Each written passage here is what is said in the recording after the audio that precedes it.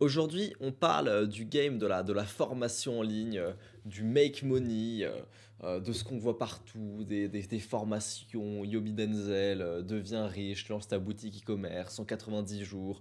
euh, Il y a des coachs à ne plus en savoir quoi en foutre.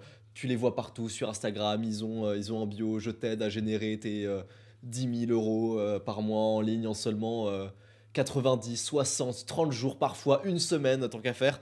Euh, Aujourd'hui, pour bien connaître ce milieu en profondeur, je le connais pas qu'en surface, je le connais aussi en profondeur, je connais les acteurs de ce milieu-là parce que figurez-vous que je vends aussi, entre guillemets, de la formation, on va dire formation en contenu avec Maga Superstar et accompagnement. Je connais très très bien ce game, je connais très très bien les gens dans ce game, je connais très très bien les rouages, les arnaques et je sais qu'il y a plein de vidéos qui traitent des arnaques aux formations en ligne sur internet.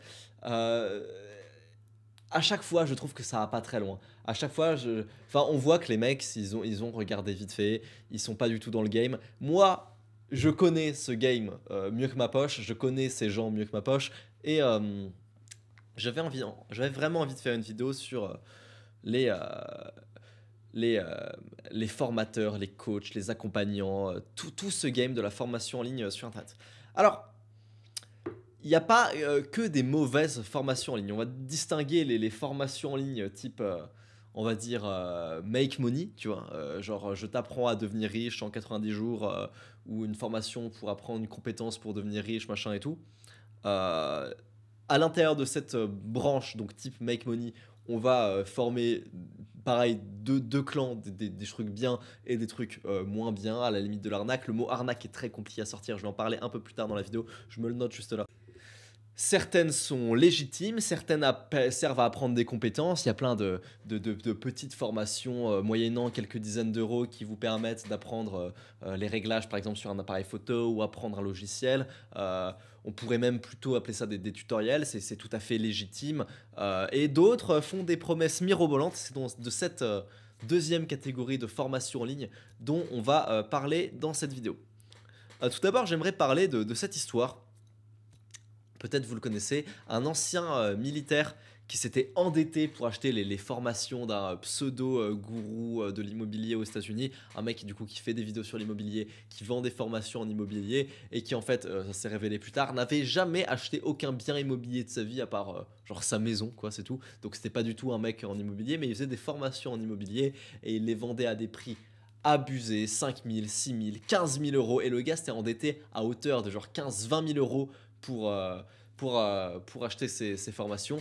Le mec n'a eu aucun résultat et il a demandé un remboursement qu'il n'a pas eu et il s'est suicidé. Donc histoire assez triste pour vous parler un petit peu, bon c'est connu, hein, mais les dérives des formations en ligne, quand c'est trop cher, quand c'est pas bien, quand c'est dans des cas extrêmes, ça donne ce genre de truc. Aujourd'hui, si vous voulez devenir riche, il y a un moyen extrêmement simple de devenir riche en très très peu de temps, c'est de devenir coach. Et je dis ça pas trop pour rigoler.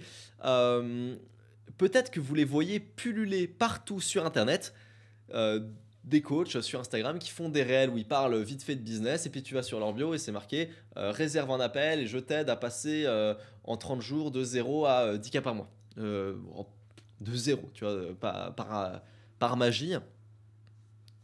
Et, euh, et personnellement, je les connais, je les déteste, je ne les apprécie pas du tout. Je vous explique littéralement leur business model. Leur business model, c'est lire les bouquins d'Hormozy, donc les deux bouquins sur les leads et sur les offres, lire les bouquins, en faire une pseudo-formation que tu fous sur je sais pas, sur un groupe Telegram ou un Discord ou un School ou qu'importe.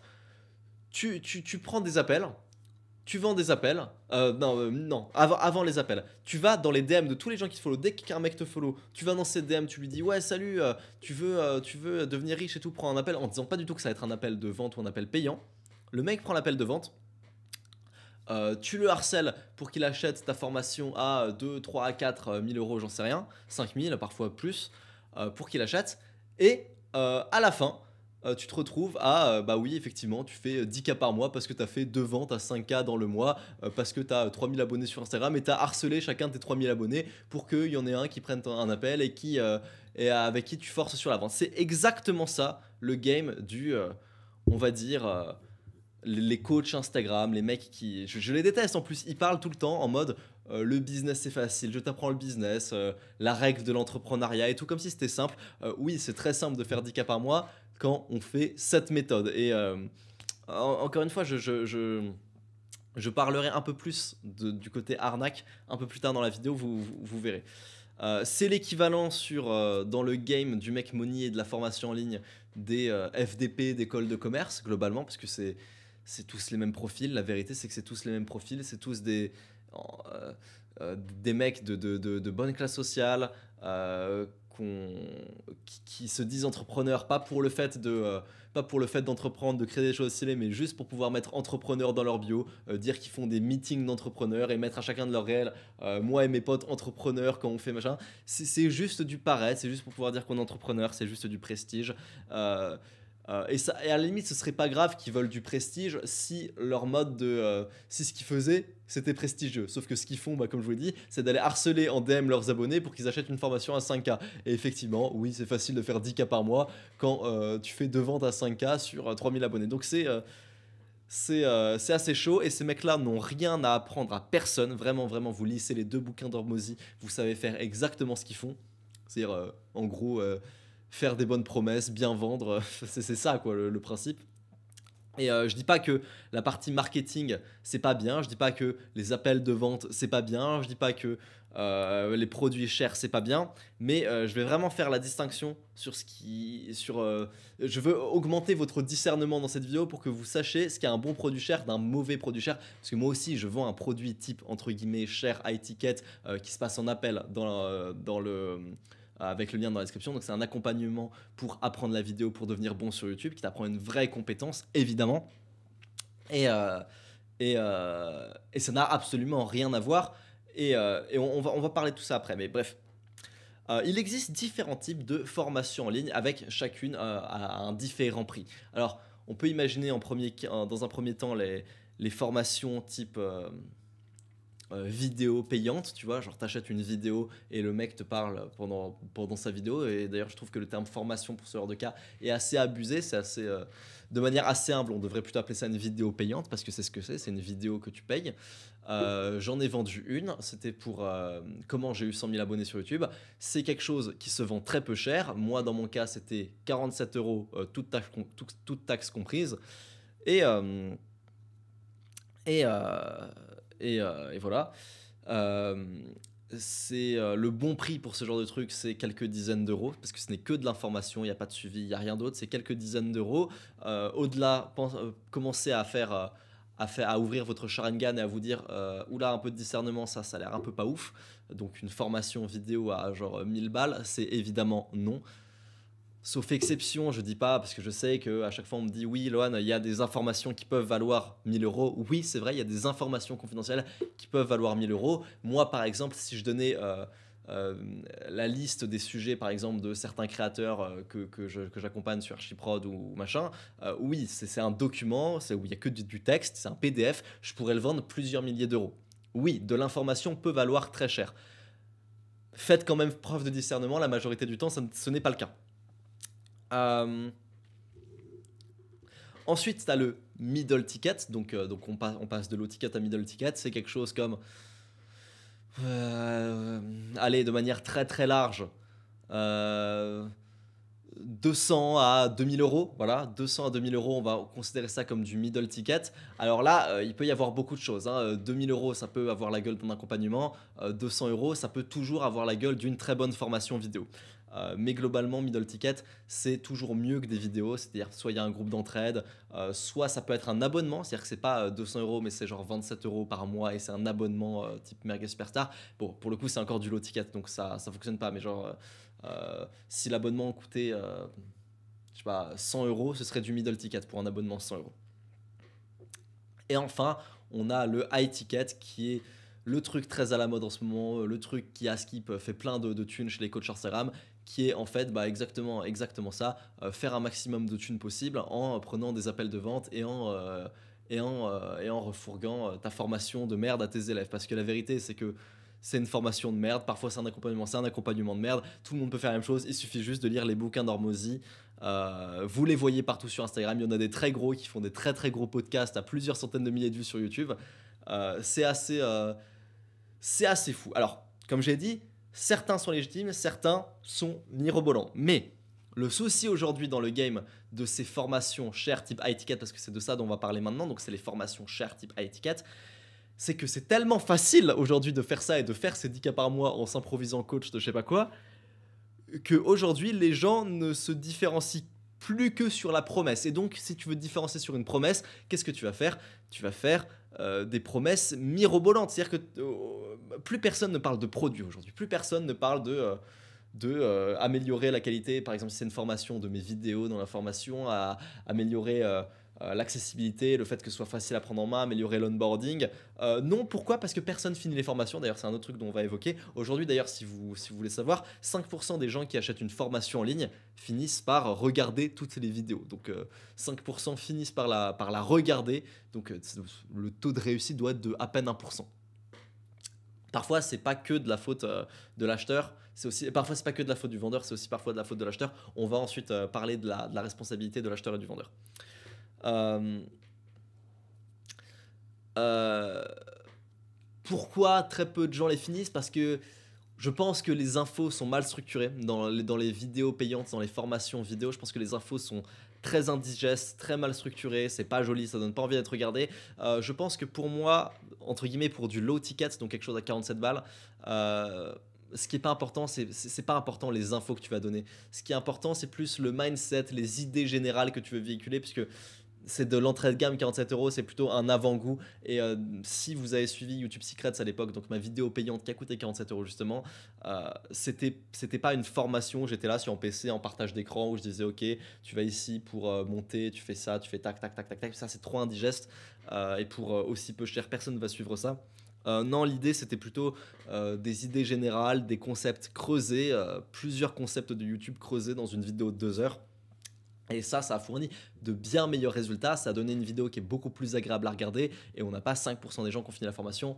On est quand même bas. Très sincèrement, je ne peux pas vous dire qu'on est à 50%, on est à moins de 50%. Mais je pense raisonnablement qu'on est à... La dernière fois que j'avais regardé, c'était vers les 30%, ce qui est énorme. Quelqu'un qui regarde toutes les vidéos d'une formation en ligne, c'est beaucoup 30%. D'ailleurs, si vous vous demandez, à l'école, les gens qui ont de l'autodiscipline, c'est 5% aussi. C'est-à-dire que vous l'avez vu à l'époque du Covid, quand à la fac, il n'y avait plus personne dans les amphis et que tout le monde était en cours présentiel. C'est là où il y avait le plus d'échecs à la fac. Pourquoi? Parce que l'information seule, comme j'ai dit, il y a 5% des gens qui arrivent à ne pas aller en cours, juste avoir le PDF, recevoir le PDF, le lire, j'en fais partie très sincèrement, le lire, aller à l'examen, se pointer, avoir une très bonne note et se tailler au bout de 30 minutes. J'étais ce genre d'élève, j'allais jamais à la fac et pourtant j'ai réussi mes examens là où plein de mes potes ne passaient pas les années alors que eux y allaient tout le temps en cours. Mais ça, c'est genre 5% des gens qui ont cette autodiscipline. Donc ça, c'est pour le game des formations vidéo. Et encore une fois, formation vidéo, dites-le vous, c'est low ticket, c'est middle ticket. Ce n'est pas high ticket. Jamais de la vie, vous payez 1000 balles, tu vois, pour une formation vidéo. Sauf exception. La vérité, c'est que pour un bon service d'accompagnement, de suivi, d'enseignement, de formation, c'est qu'il faut s'inspirer de l'école. Ça peut paraître fou parce que moi j'adore cracher sur l'école, mais la pédagogie à l'école est extrêmement ouf. Pas oui, car d'ailleurs un bon businessman n'est pas forcément un bon pédagogue. Quelqu'un qui gagne 5000 balles par mois peut mieux vous expliquer comment gagner 5000 balles par mois qu'un mec qui en gagne 1 million. Mais vraiment, c'est ouf comment la compétence dans un domaine et la pédagogie, c'est deux choses extrêmement différentes. Et il y a très très peu de gens, je trouve, qui allient un excellent niveau à une excellente pédagogie. Je trouve qu'un des rares qui arrive à faire ça, notamment sur YouTube, c'est Kélian. Kélian a un excellent niveau sur YouTube, il fait un nombre de vues ahurissant, et c'est un des rares types, alors il n'est pas formateur de YouTube, mais moi je le paye justement pour donner des cours, que ce soit sur MyGuestPerstar ou pour mon accompagnement plus ciblé, plus personnalisé, je le paye dans ces cas-là. Et c'est un des rares dans le game des YouTubeurs très connus qui font des formations. sans cracher sur les autres, parce que j'ai vu qu'il y a plein de gros youtubeurs qui récemment ont sorti leur formation, d'ailleurs à 1000 balles, encore une fois. C'est chaud, hein, mais c'est le vrai prix, hein. Il y a plein de youtubeurs qui ont fait ça et la qualité n'est pas là alors qu'ils sont très bons. Le mec que je trouve à la fois très bon dans son domaine et très très pédagogue, c'est Kélian, et je trouve qu'on a un excellent ratio de ce côté-là. Alors oui, il faut s'inspirer de l'école, parce que l'école est très très bien pensée pour apprendre des trucs, pour enseigner, parce que il y a un taux d'échec vraiment vraiment bas. Les cours de soutien, les classes, les professeurs, la question, le lever la main, lever les questions, les devoirs, c'est extrêmement bien pensé, ça fait réussir énormément de gens. C'est pour ça qu'aujourd'hui d'ailleurs, si vous rejoignez mon accompagnement, ça ressemblera beaucoup à une école. On a comme là, j'ai payé ma copine pour faire genre assistante à la vie scolaire, littéralement. Enfin, elle est plutôt coordinatrice, mais elle va aller voir les gens, leur parler, leur demander si tout va bien, essayer d'un peu de connaître un peu tout le monde, connaître tous les noms pour ensuite rapporter aux différents profs. Moi en cours de soutien, Kélian pour analyser les chaînes, faire les retours et tout. Donc mon accompagnement ressemble de plus en plus à une école. Et, et ça fait qu'on a beaucoup, du coup, beaucoup moins d'échecs, parce que oui, je vous le dis, dans les formations classiques type comment dire, euh, vidéo, tu vois, genre t'achètes une vidéo, il y a énormément d'échecs. C'est pas un accompagnement, c'est que c'est pas forcément aussi la faute de la formation, mais c'est parce que le système est pas bon, et parfois aussi c'est la mauvaise personne qui achète. Aujourd'hui, tout est mis dans le marketing. De toute façon, je vais en parler. Tout est mis dans le marketing.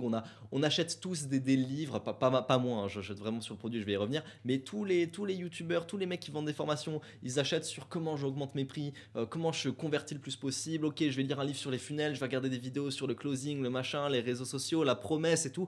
On ne parle que de ça, mais personne ne parle du produit. Je suis le seul qui, moi, je me connecte sur ma page d'accueil. J'ai pas 3 astuces pour closer plus tes clients, mais j'ai 3 astuces pour améliorer ton onboarding, faire en sorte que tes clients soient plus satisfaits. J'ai vraiment ça, moi, sur YouTube. C'est ça mes vidéos business. Des vidéos à 800 vues, by Mathis Clouet. C'est ça que je regarde, tu vois.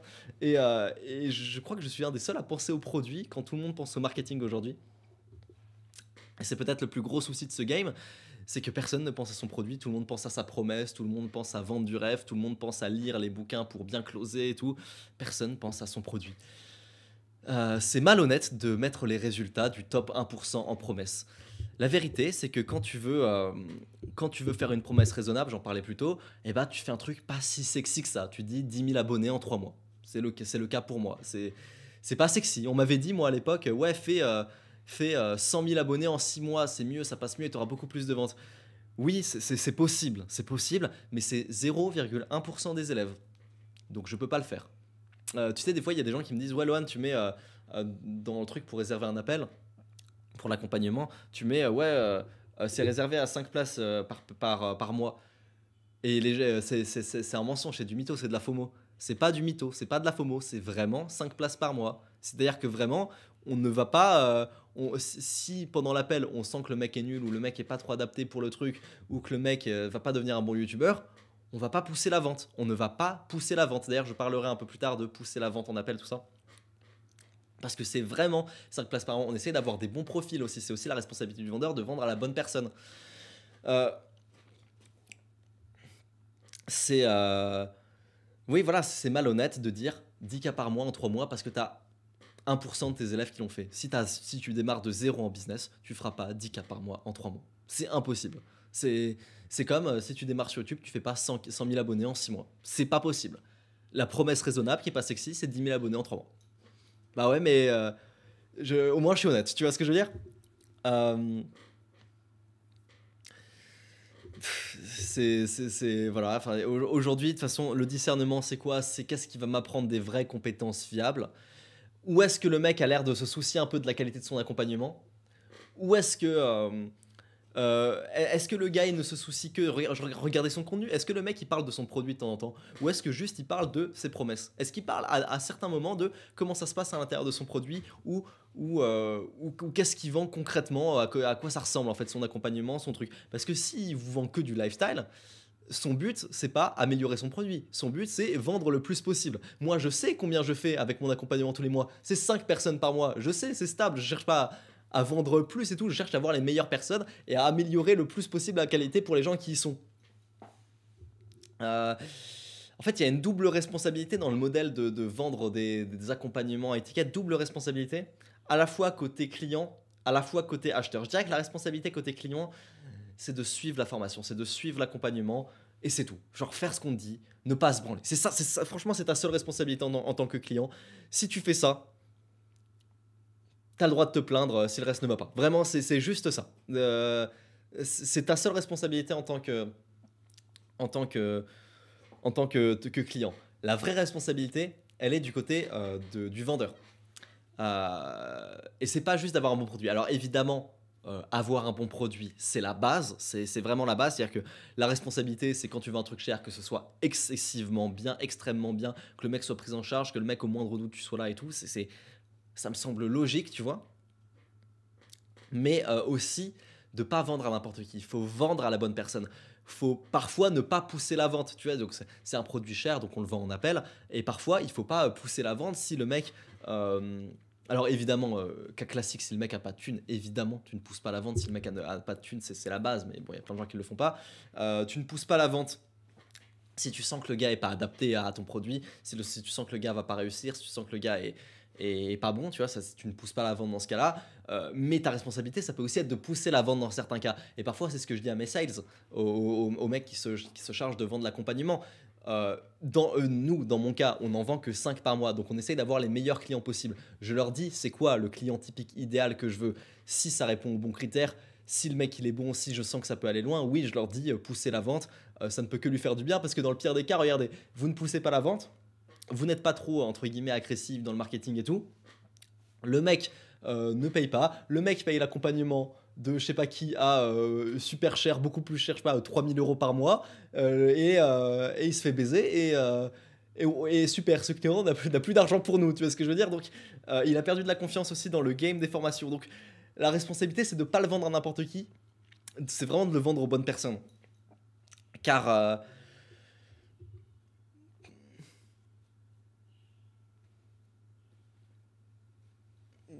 voilà, enfin, faut juste être. Enfin voilà, c'est de l'honnêteté, c'est avoir un bon produit, c'est ne pas mentir sur sa promesse, c'est se soucier suffisamment de est-ce que le mec est content quand je l'ai acheté, c'est de pas se dire ah putain il a acheté, je l'ai baisé, vraiment, mais il y en a qui se disent ça, tu vois. Le but c'est quand le mec a acheté son accompagnement de se dire ok, comment je peux le mettre bien, s'il a un doute, comment je peux améliorer la qualité d'accompagnement. En continu, mon YouTube Maxi, mon accompagnement pour aider mes youtubeurs, en continu, je l'améliore. Rien qu'hier, j'ai une nouvelle personne qui a rejoint l'accompagnement, j'ai ma copine qui a rejoint pour parler aux gens, pour leur demander comment améliorer et tout. Enfin, j'ai ça. Bientôt, il y aura un nouveau youtubeur qui sera là pour analyser, pour faire des retours. Enfin, on va, on améliore crescendo petit à petit, mais on améliore. Et mon souci dans ma tête, c'est pas comment je close plus, comment j'ai plus de clients. Je sais combien j'en ai par mois. Mon but, c'est comment j'améliore la qualité. Comment je fais en sorte que les clients soient plus satisfaits. Enfin, c'est vraiment ça mon but. Et, et je dirais aussi qu'il ne faut pas faire des promesses mirobolantes, mais ça j'en ai suffisamment parlé. Il faut faire des promesses réalistes, quitte à faire moins de ventes. Dans mon cas, je m'en fous, vu que c'est des places limitées par mois. Je m'en fous de pas faire des promesses mirobolantes.